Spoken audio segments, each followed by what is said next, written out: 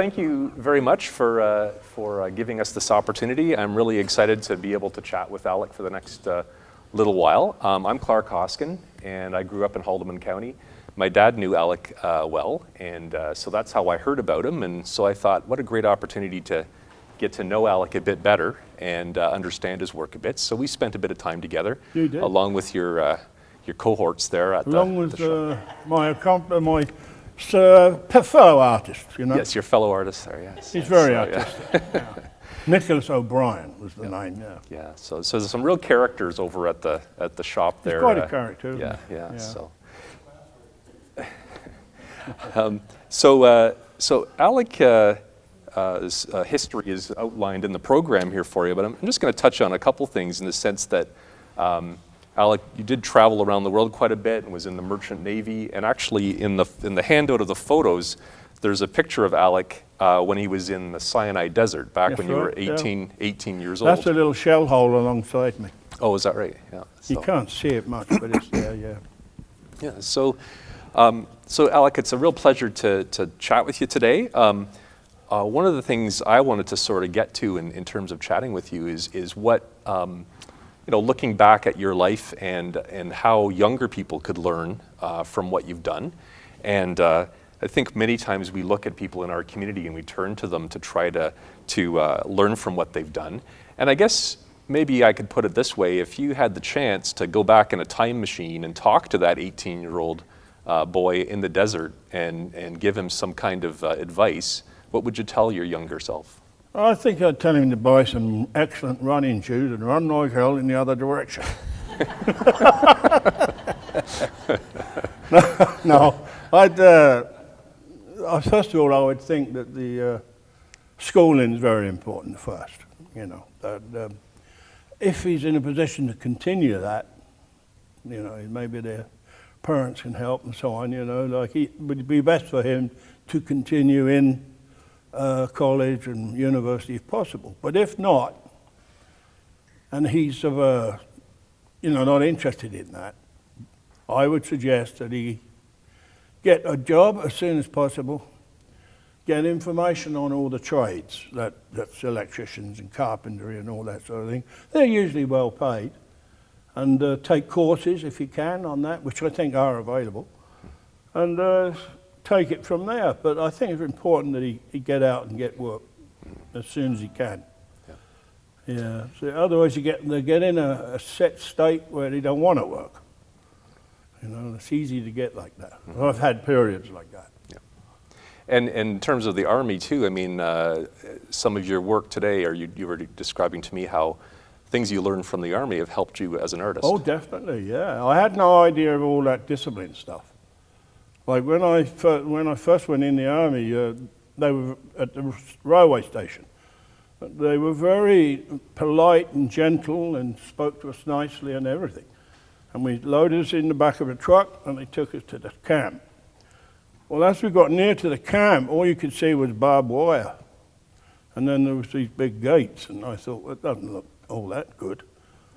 Anyway, they opened the gates and the truck went in. And as soon as the gates were shut, everything changed. They started yelling and screaming at us, and they had small little sticks like that, and they hit you under the leg here, knees. I mean, you had to keep your knees up. It was absolutely rotten. And the next thing you know is you're as bold as a coot. They shaved all your hair off as well.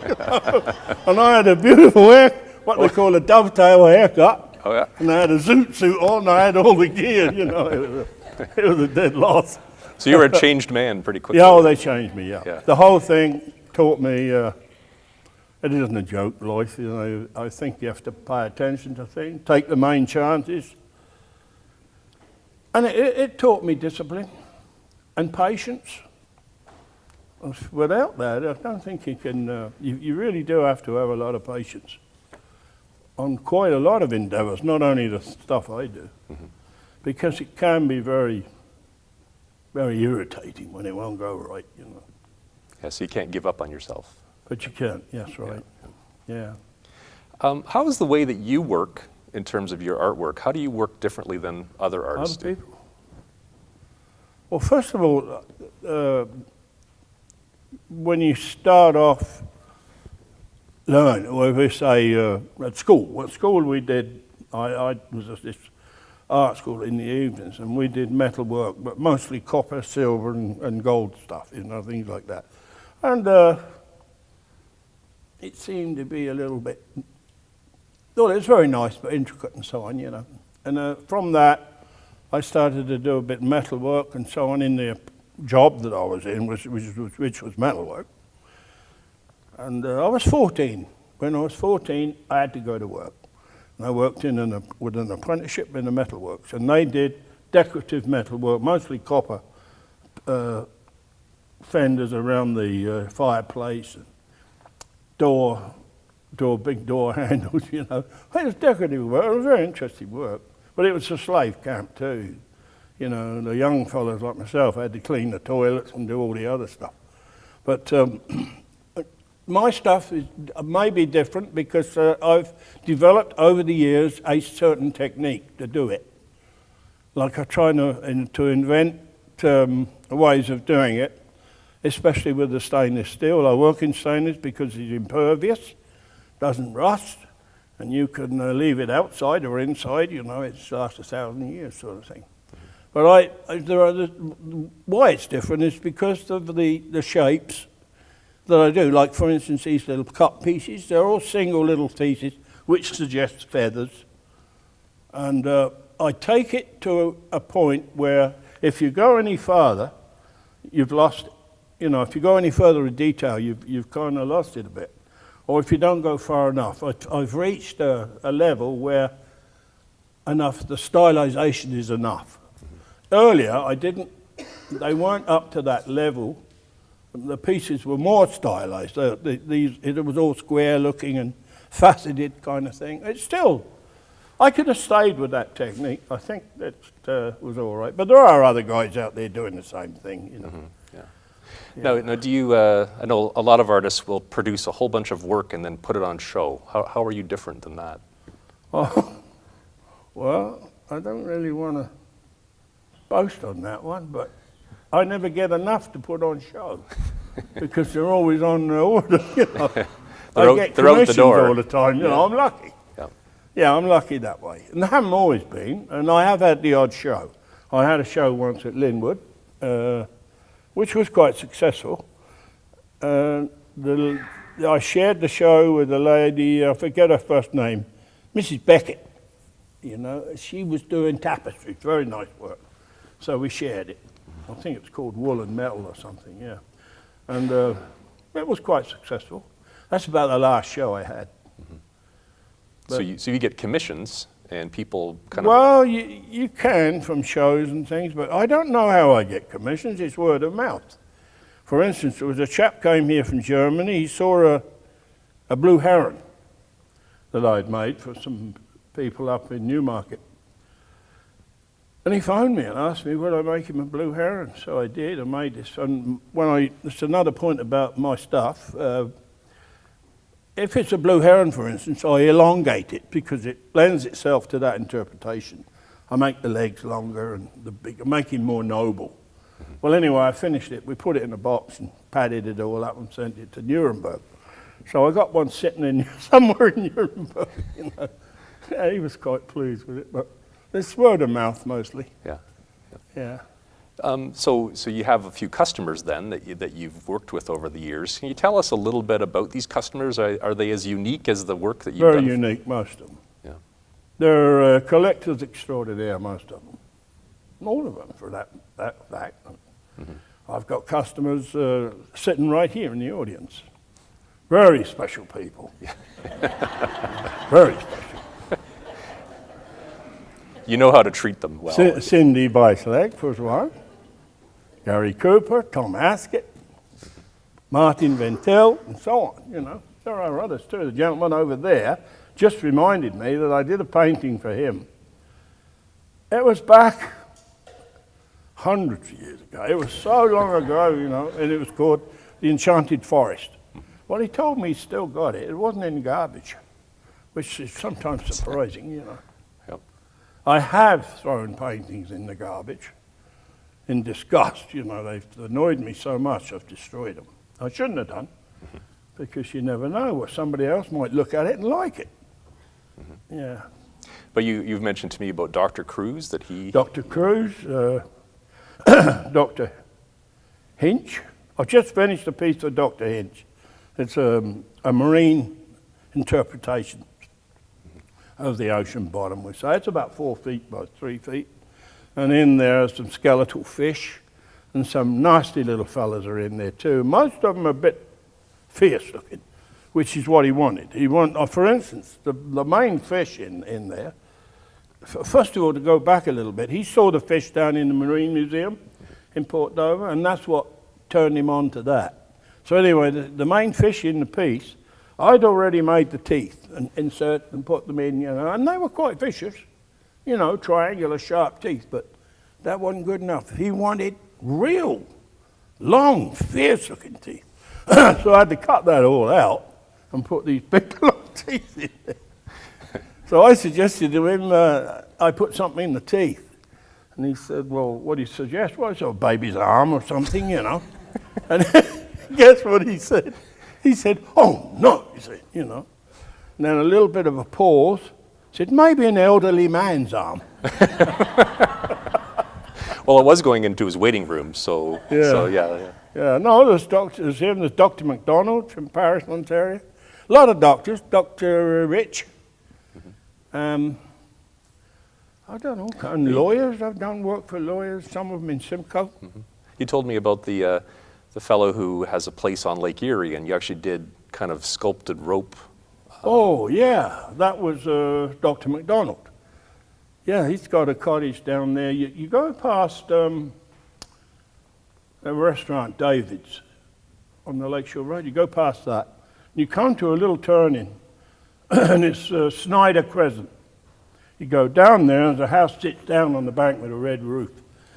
We did 200 feet of artistic rail there for him, and the design was marine with sort of abstracted shapes, and they all come to a finish in the middle.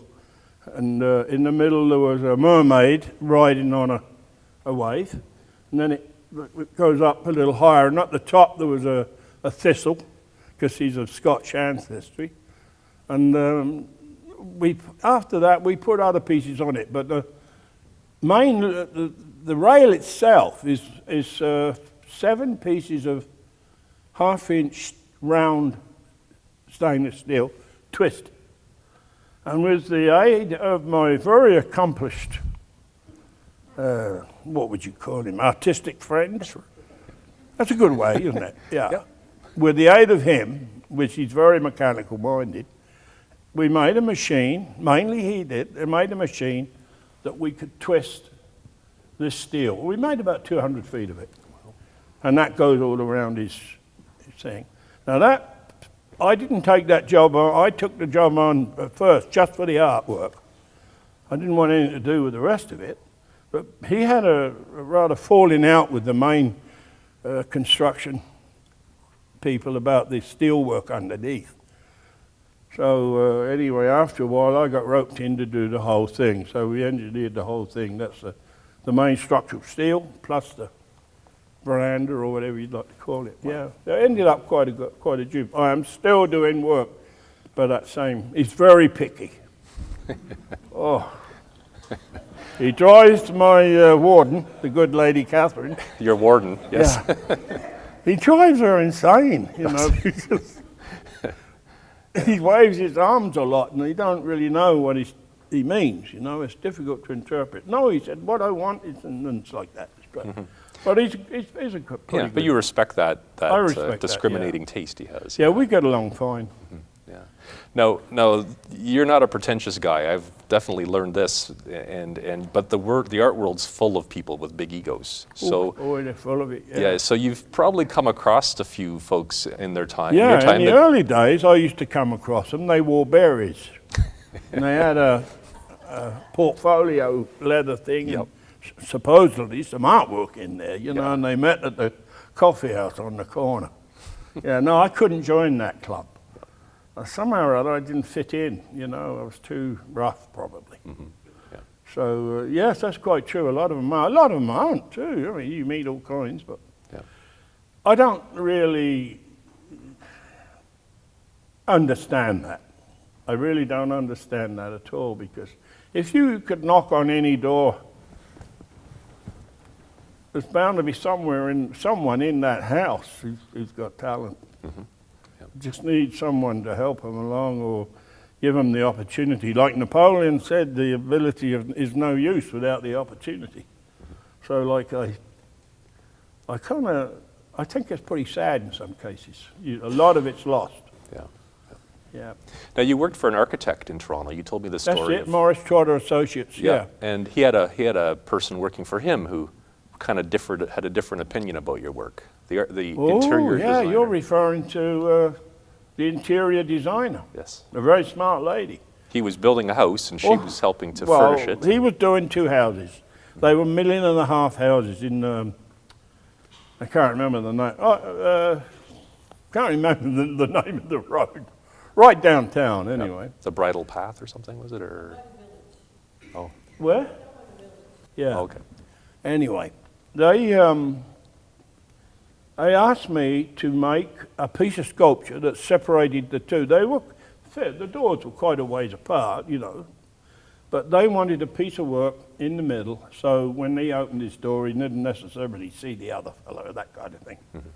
So Nick and I got working on this big 10-foot long and about 6-foot high floral thing. It was a twisted stainless steel with leaves and flowers, and it was a pretty thing, you know. And we went up there and installed it, and the Morris Trotter Associates were very happy with it. Well, anyway, long after that, the phone went, and Morris was on the phone, and he said that the piece of sculpture's got to come out. The interior designer said, it's not Toronto. That was what she said, it's not Toronto. You don't do that sort of thing in Toronto, you know. It wasn't, in other words, it wasn't abstract or whatever, you know. So we said, okay, we'll come up and take it out. So but then Morris said he would buy it himself. He said, no, you come up, take it out, take it to my place, and I'll pay you for it myself. So I said, oh, that's fine, you know. We didn't really care who had it, you know. So we went up, we took it out, started to take it out. We didn't get it, and then we had a call, and the man who bought the first house was a Dr. Torrell, I think that, and he was a criminal psychologist. You know, he's the kind of guy that if a man's had up for murder, he has to prove whether he's sane or not. Mm-hmm. I had Nick check there while I was there too. Anyway, but he would not buy the house if the sculpture wasn't going to be there. So he kind of was like a godsend, really, you know. Yep. Yep. So we put it all back nice, neat and tidy, and I went on to do more work for him inside the house. Yep. Well, then later we were up there looking at the other house, and that lady was there. Very, very important. And strutting around, and she was placing furniture and artwork on the walls, and that's, you know, to sell the house. Mm-hmm. So I wasn't really sure it was the interior designer. I didn't really know. Anyway, we were voicing opinions a little loud. You know, you and Nick. Nicholas and myself. You can imagine, eh? They could hear it in down Port Dover, you know. But anyway, she got very huffy and showed a dislike of us and stomped out the room. And that was the end of her. She never came back. He got rid of the boss man, Morris Trotter. He got rid of her. He said he didn't. I said to him, what do you want it for? You know, you know what the furniture you want to put in here, like to sell the place. Anyway, they eventually sold both houses, so it was quite a success. Yeah, we did other work up there, similar situations, you know. We had the police come one day and they accused me of gassing everybody down the road, and because of the welding machine. Well, while the police officer was interviewing me, you know, about gassing everybody, I said, well, it's exhaust. I said, it's just that natural, it's just running down. Can't be all that strong by it gets there, but one particular lady was complaining. So I said, well, we'll try and do something about it. But while he was talking to me, some irates drove up on the outside, behind the squad car. Came in, banged on the door very viciously, and it was the lady, and she opened the door and she said, look, so-and-so, so-and-so, so-and-so, we can't get by, and she started to lay right into him. And he said, madam, I'm investigating a case here. Go back and sit in your car and remain quiet until I can attend to you. So she went off in a huff. A little while after, the husband came on. So the police officer said, look, if you don't calm down and get back in your car, I'm arresting you for interfering with an officer in the execution of his duty. Well, he turned around, went back and sat in the car. So we had lots of things like that happen up there. You know, it was a lot of fun. Yeah. Well, lots of characters for sure. Yeah. Now, so there's examples of people who misunderstood your work, and there's probably times too where your work didn't turn out quite the way you envisioned it. So No. what do you do in those cases? In those cases, I take that piece, I look at it maybe for a few seconds, and I place it on the anvil and smash it with a great big Canadian wrench. A Canadian wrench. A Canadian wrench is a 14-pound hammer. Yeah. Yeah, So that's the end of it. It goes to the scrap. Now, I can't. If it annoys you, like for instance, I don't know, maybe I was drunk or something, but I was working on a bird. I can't remember what the bird was. And I got looking at it, and it was kind of nice. But the wings were round the wrong way. It was flying backwards, but its face was going that way. It was awful. You know? But in that case, I was lucky. I was not that far advanced. I was able to cut them and place, and of course, left was right and right was left. So it's very important with it. You've got to make the left look like the right. It's got to be correct, you know? Or at least near it, so it looks something like the subject. Yep. And then you told me too that sometimes there are pieces left over from some of your work that people, that you don't intend for it to be art. But no, I intend them to just lay around. People pick them up and, I like that, you know, and I usually give that away, or they say, give me a few bucks for that, you know. But there was a piece that you were working for Charles Jones, you were telling me, and you were cutting out things from a big plate. Oh, that was the Jim Cruz affair. Yeah. Yeah, well, we did a conference. Charles Jones wanted to be a step up of Stelco. Their conference rooms are mean-looking places, and ordinary furniture. So he wanted something grand and, you know, what would be better than theirs. So we said, well, I suggested that we make a metal one. So he loved that, and what we did was we used 3/8 bronze plate, 10 foot, and it's about 6 feet wide, something like that. And then I patinated the top with chemicals, so it gives it a kind of marble look, like some sculpture you see, bronze sculpture is patinated. Mm-hmm. Excuse me, I did that, and it looked quite good. Well, then the legs, we designed some legs that they were kind of abstracted, and we cut that out of about 1.25 inch plate, thick steel. Well, the sheet that was left with these shapes of these legs in it, in a row, was just laying around outside, At your shop there? Yeah, in the shop.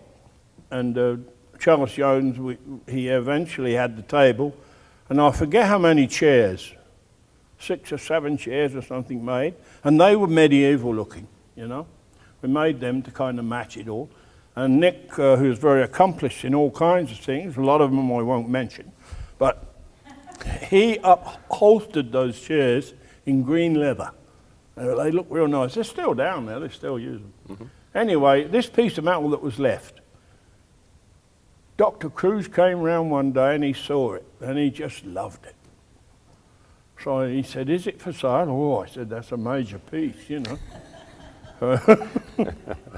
Bells started to ring up top. Yeah. I said, yeah. I said, it's for sale, Jim. You know. Well, he said, I would like it very much. I said, well, it's called the phalanx and a guard, you know, because it looked like a guard to me. "Oh, no," he said. "I'm going to call that the chorus line." So that's what it was called. Anyway, we took it to his place, and his new place, and it's in the garden still, I think. Yeah, so it was quite successful. In other words, we got use out of both the positive and the negative, you know? Oh, for sure. Yeah. So there's a lot of your work in private spaces, but there's some in public spaces There are as well. some in public places, yeah. Some I've forgotten about, but there are a few out there. There's a big copper coat of arms on Sir Sanford Fleming College in Peterborough, which I did some years ago. They phoned me up one day and asked me would I be interested in, the architect did. He was one of Canada's top architects, a guy named Ron Tom. He said he died not long after that. But anyway, he was a very, very nice chap. And he asked me if I'd be interested, and I said, sure. So I had to go up, and they put a blackboard up, and then I had to describe exactly what I would be doing in front of the board of directors, because they didn't want a piece of pipe with a hole in it. You know, they wanted the real thing. They didn't want an abstraction. So then I had to do a colour rendition of it, you know, on a big card.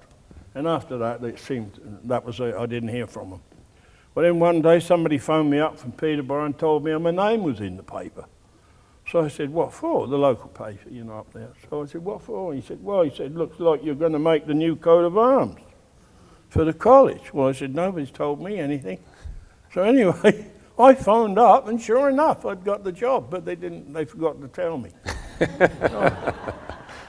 It's strange. Yeah, it's weird, you know. But anyway, I ended up with 1/8 copper. It's got the engineering symbols, the triangle, and the maple leaves on it, 3 maple leaves, I think. And it's got Sir Sanford Fleming's motto, which was "Let the deed show." And, the helm was a full. I made it actually what was possible to do in 3 dimensions. I did. So the helm was a complete one, and then the crest on the top was a goat's head with the horns and all the rest. It turned out pretty good. It's still up there, not fallen down. When they first put it up, students or somebody climbed up there and kind of defaced it a bit. They put it higher, much higher, so they couldn't get up at it. Yeah, I think they've lowered it since to its right position. Yeah. And you mentioned you have some work in some local churches too in the area. That some of your work is in a church, I think in Jarvis. You mentioned, or in the church in Jarvis. You mean? Yeah. I did some work for several churches. The Anglican church in Jarvis, I made them a silver ciborium. That's the one with the bread in, you know, the body of Christ and that. Mm-hmm. It's about this big. It's a lovely kind of shape with a twisted silver stem and a nice round hammered silver base. And I think I put little roses around that. And then I made the lid to fit. And it had a little silver cross on the top of it. It was quite a nice piece. It was on show in Hamilton. And they put it in a glass case all on its own. Oh. Yeah, and I guess it's quite interesting. At that time, I also made a big iron cross for the bishop. It was a big iron cross with some hammered silver inside it, you know. So I made quite a few things like that. Yeah, and also for Anglican Church, I made the missal, I think they call it, the one that holds the Bible when he's reading the lesson. That was in bronze. That was in bronze or brass. But not long ago, somebody stole that. So I had to make another one. Yeah, of course, yeah. It was a freebie, you know. And there's some more. There were other churches I've done stuff for. Yeah. Now, Alec, you turned 80 this year. Is that right? I guess maybe I shouldn't have mentioned 80 years, yeah. And I don't know how many of them were matrimonial bliss or hell, one or the other. You better say it was bliss, I think. But I better do, yeah. And you're still 80. I'm in my 81st year. Yeah, and you're still enjoying your work. Yeah. And you know, there's a lot of people who retire from their work. And what kind of advice would you have for someone who's retiring? It's quite good.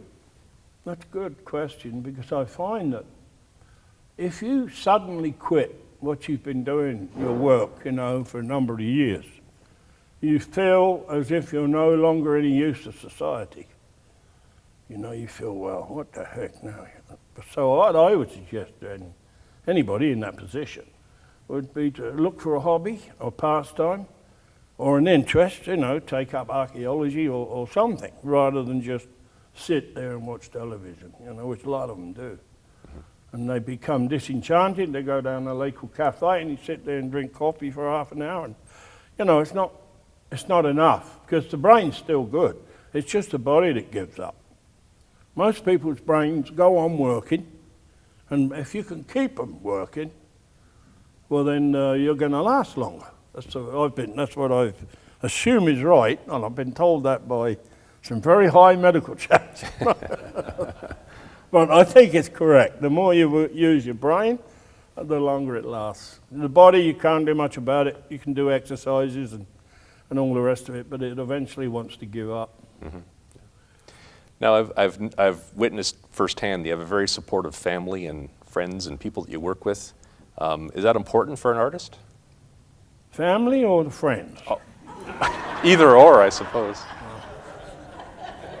Well, you got to run like hell away from the family for a start, because all they're after is freebies. You know, I got two nieces. One of them's an RCMP officer out west of La Paz, somewhere like wild out in the middle of nowhere, and my other niece lives in Burlington. Well, what they do is they covet. She'll come over and say, "Oh, you know, you should really do one for me," and that. So I end up having to do something for her. Well, then she gets on the phone to the other one and says, "Oh, you should see what Uncle Alec's made for me." Blah, you know, well then, see, like they play one against the other, and I end up having to do all that, you know. Yeah. So it's best to hide from them if you can. Okay. With Good. tongue in cheek, of course. Yes, you know. of course. But the friends are a big help. Mm-hmm. They're very supportive. I'm always interested in what I do, and but I also get suggestions from others who aren't friends. What is that, a dust collector? In fact, I was working on a piece one day which was easily recognizable as a bird, and he didn't know what it was. He said, "Well, what is it?" I said, "Are you wanting to know what species it is or what?" "No," he said, "What?" Well, I said, "It's a giraffe." You know, I thought, so, if yeah. he doesn't know what it is, so he kind of got a bit upset with that, and he went out. I don't know, I've seen him again, that guy. But, And you mentioned too that sometimes people come over and they want to know some artistic advice, and yes, and sometimes you give them a lot of terminology. Yeah, I do. Oh, I use all kinds of baloney. Oh, tonal separation's one of them. Spatial concepts, surface texture. You can go on for hours rattling on with all these techniques and artistic, I don't know what you'd call it, artistic nonsense. You know? Yeah, you can use that, and it does help. They go away, they're happy as heck. You know?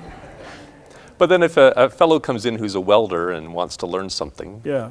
I do get fellas ask me what rods to use and for a certain job, because one single electrode is not going to work on everything. Mm-hmm. You know, it depends what qualities there are in that metal. It could be carbon steel, and you know, it could be cast steel, it could be cast iron, and so on. You know, they have different rods, and you have to know those.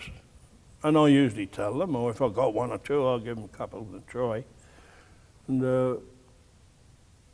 the techniques too, I try to show the techniques I've learned. But some welders have their own special, it is a bit artistic, just ordinary welding. You know, it's quite artistic to do it.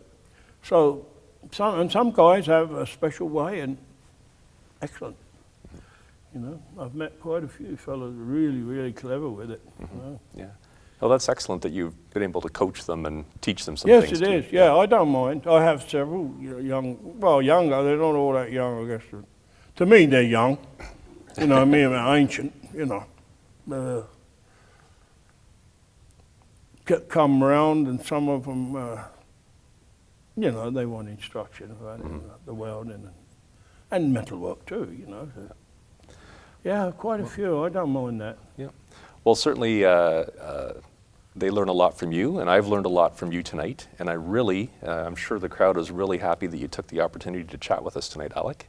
It's an honor to be able to sit here with you, so I really appreciate you coming out. It's been very pleasant. Okay. So, And I'll probably take a few questions here. Questions, anybody? So does anyone have any questions for Alec? Oh, I know Tom's jumping right up there. So. Thomas Haskett, a learned gentleman. Waited a long time, Alex, to get you in a spot like this.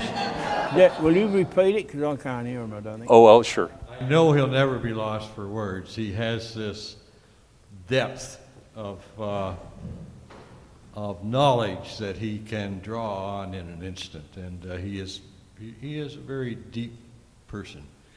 But Alex, I want a couple of things. I want to go back to the very principles of your early life when the decision was made that you would do metal work opposed to go to the tower and do glass work.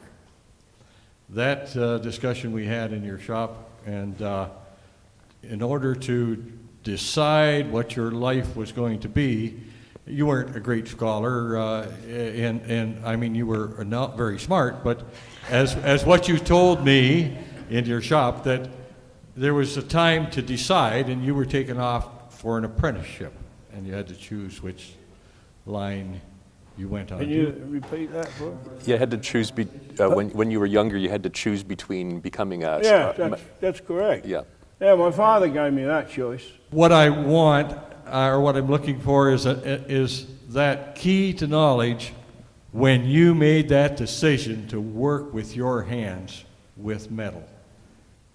What was the decision that made you work with your hands in metal as opposed to... Oh, I see, yeah. Well, he gave me a tour all around all the other trades. There was a bricklaying, plumbing, electrician and all that. Yeah, they give all the boys 14. We were 14 years old. Unless you wanted to continue schooling, which was almost impossible, you know, they took you around and showed you what was going on in different trades. Well, I eventually ended up in the metalworks, and it looked to me more interesting. In other words, I found, well, that seems to be for me. And that's what I chose, which turned out to be a slave camp for a number of years. Choice you made through contact, through like an apprenticeship. Yes, it was an You apprenticeship. served an apprenticeship. Yeah, I had to sign papers and say I would stay there. I mean, if that wasn't in place, I doubt if I'd have stayed there, because you were obliged to clean toilets and do all this give-in and everything else, you know. So it was quite a tough job to have. But eventually, it was a good metalworks. They did copper work and so on. You know, I learned quite a lot there. And I went to school in the evenings. And what I was trying to draw out is that you made your choice to work with your hands opposed to doing scholar Well, type. being a flower arranger? Yeah. Yeah. Yeah, well, I don't know. I always was, I even younger, you know. Like, we used to collect shell casings and pieces of shrapnel and all that and put them together kind of thing. And like, I was always interested, yeah. Yeah, my father did give me the opportunity. He did say, if you want to carry on going to school, I'll try and arrange something, or you can get out and get working. You know, really didn't have a lot of choice.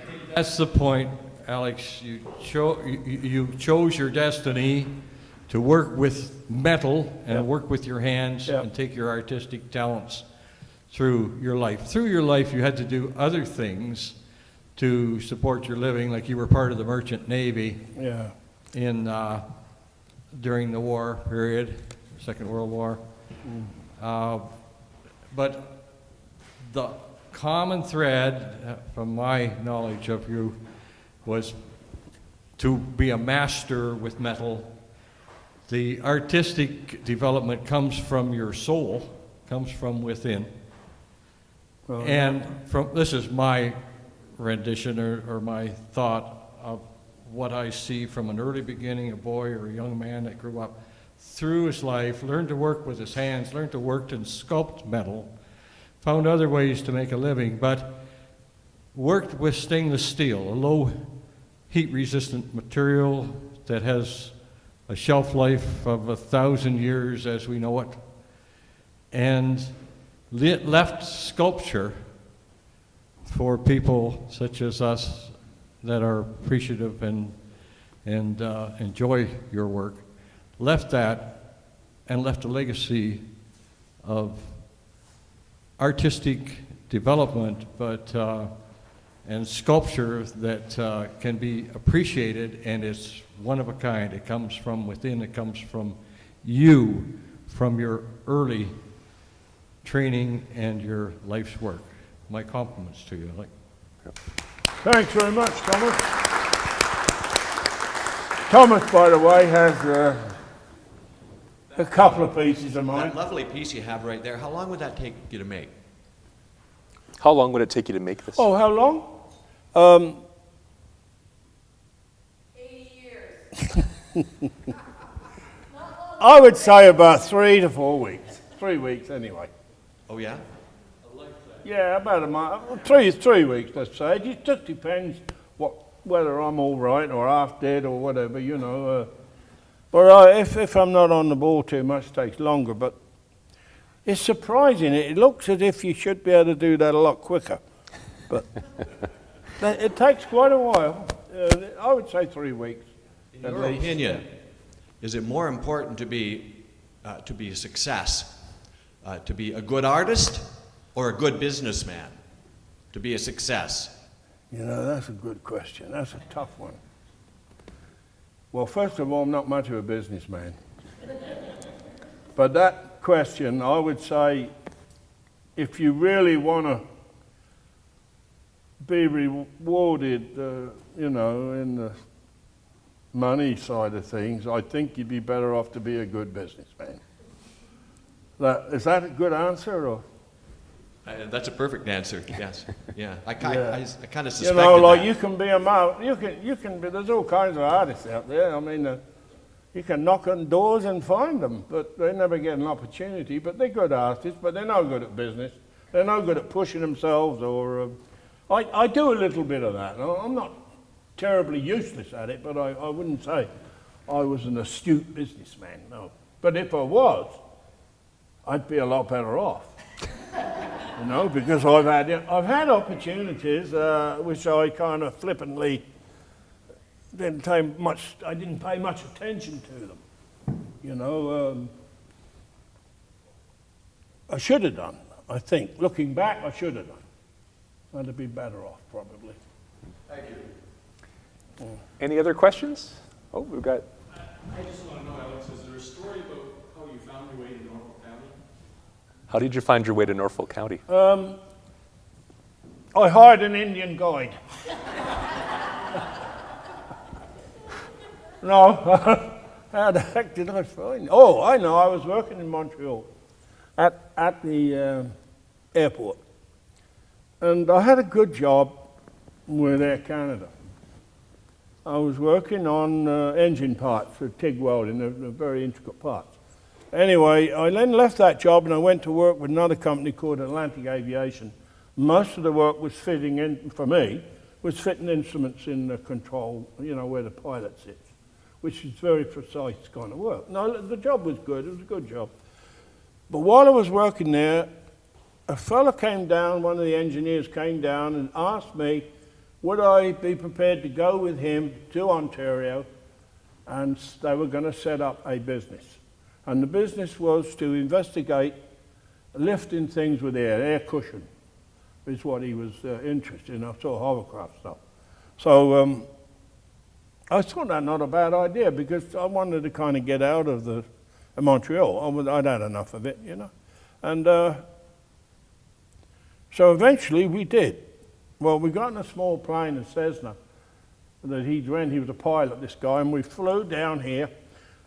Well, he said he was a pilot, but he couldn't see anything. The fog everywhere. We ended up over the lake, And he said, I've got to go down lower to see where we are. And we went down. Oh, yeah, he said, that's it. There's this, that, and the other. And finally, he found Highway 6. That's what he was looking for. And from there, he was able to locate. Do you remember the old army camp down in Hagersville? Yeah. Well, there's a runway there, which he knew was there. And he landed the plane, and there was corn stalks sticking up through the road. The plane was jumping all over the place. Anyway, that's what we found that premises and rented a building there, and that's where we started. And that's how I came to this area. Well, then I had to find somewhere to live. First of all, I lived in it was called those days the Taboo Motel. It's just past Doughty and Williams. You go past Doughty and Williams. It's like it's the there's a Star down Motel there. now. Yeah, I stayed there for a little while I tried to get organised, you know. And that's how I came to Norfolk County. I'm not sorry, to be honest with you. It's a beautiful area. I think that probably one of the best areas to be in. The people were very kind, you know. I was glad to get out of Montreal too. I'd had enough of that. You know. And you mentioned you worked later on for Morse Chain, right? Oh, And a piece of or- art for Morse Chain. Yeah, yeah. Oh yeah, I made them. Actually, I made them a piece to open the new factory. The new factory was in Ithaca, New York State, and they wanted a piece that they could sort of open the whole place with. And the governor of New York State came, and they had a sheet over it. You know, and it was a big orb. I called it the Oracle. And you look through it. It was made of their product, which was sprockets and chains and things like that. And in the middle, we placed a big sphere, stainless steel sphere, highly polished. And you could look in, you know, and receive some kind of power from that, you know. That was my story. Okay. Anyway, they loved it. So, and that's how they opened the place. The same company I did a painting for that went down to Italy in their factory there.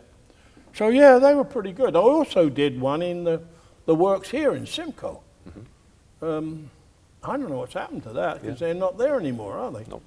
No, sometimes these pieces vanish and go the way of the dodo. You don't know where they've gone. Yeah. So they have a life of their own. Pardon? They have a life of their own. They do, yeah. Yeah.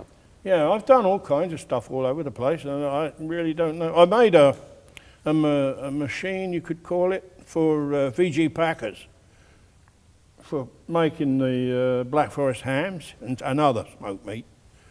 It's a big cylinder thing, and it has a vacuum pump on it, and all the air's taken out of it, and the spices and all the rest goes in, and it tumbles around, and it drives the spice all in the meat, and then the meat comes out, goes in the smokehouse, and so on. Well, I made them several things like that. Some horrible things too, which I won't mention. Things that flailed a pig, and you know, I tried to get out of it. I didn't like that much. I went in there one day, and there was two girls cutting down sides of beef with chainsaws. I thought, gee, but I'll got to get out of here somehow. Yeah. Well, now we know when we taste VG meats, there's a, Yeah, you know. a little bit of Alex in there. Yeah. So. Good, yeah, you know that some of it's, yeah, it's good. It's good stuff, by the way. I still go there. Yeah, that kind of thing. I did that as well, and farm equipment and things like that. You know, help the farmers out. Yeah. Any other questions? Oh, I see one over here. Thank you, Alex, for being here tonight. Out of all of these wonderful pieces of artwork that you've done over the years of your illustrious career, is there one in particular that stays with you or that gave you the most inspiration, or you still hang on to it? Well, just Is there one piece of artwork that you still recall and take inspiration from? A favorite piece of yours? I'm thinking. Can you hear it? Oh yeah. Well, Paul and Cindy's bicycle, Cindy's here tonight, their horse, I'm kind of taken with it. I don't get opportunity to make really big stuff much because, you know, it costs too much. That's roughly what it is. But they did give me that opportunity, and also they have all kinds of other. They're real collectors. But that is one piece, and that coat of arms was a piece I can relate to? Yeah. Yeah, there's been a few. Not one single piece though. I'm kind of, I really am fond of each piece when it's done, and otherwise it goes to the scrap, you know. Like if I'm not pleased with it, I can't let it go unless I'm reasonably happy with it. Yeah. Yeah. Yeah. Any other questions out there? Oh, Yes, Alex, one thing you want to remember, people are not remembered for their money. Money is only paper. Say that. people are not remembered for their money, he said. That's nice. Thank you very much. You're a gentleman and a scholar. Very seldom find them these days. But people aren't remembered for their money. What are they remembered for then? Their You'll be nefarious activities or You'll what? be remembered for your artistic abilities in the sculptures you created, the paintings you've done. That's a nice compliment, isn't it? Nobody has talked tonight about some of the paintings and, Yeah. abstract and whatever. Yeah. And the talent you have, very few people in this world ever had. Well, thank you very much. Talking about abstracts, years ago in London, the UK, we would, I forget how old I was, well, we'd collect some canvas boards, they were cheap. And then in some day, or during the day, I think we used to do it, and we'd be doing abstracts. You know, we'd put some paint on and go around like that, and I thought, oh, that's pretty good. And, you know, we'd make quite a row, and then we'd go up usually alongside the river somewhere, and stick them up, you know, along the wall, and sit there, and people would come by, and, you know, they stop and look and say, oh, my, what is that telling me? What does that actually mean? And we came out with the biggest load of baloney you could ever, you know. I mean, but we used to sell these things. It was amazing, you know, and of course you went straight up the pub at night and spent it all. But, and then carried on around. But it was a life, you couldn't carry on doing that. It had to end, you know. But the Alec Godden legend will still be around 100 years from now. Well, thank you very much. That's quite a It compliment. is, yes. Gary, quite a compliment. Any other questions out there? Alec, I certainly thank you for coming tonight. I also thanks for helping my dad out from time to time, fix his your tractor dad was parts. quite a character, by the way. Yeah, he loved to come by your shop. Yeah, And he did, he yeah. nothing better than seeing you work in your element there. So, Yeah, he did some nice stuff, you know, farm-related machinery. So- Yeah, Yeah, so yeah. We used to spend quite a bit of time talking, and yeah. yeah. Oh, Yes, sorry. yes, you've always welcomed people, and I think that's a great tribute to your spirit in terms of helping people and being such a great guy. So thanks so much again for being here tonight, Alex. Thank you very much. Okay. Too. You bet. Okay. Been a pleasure.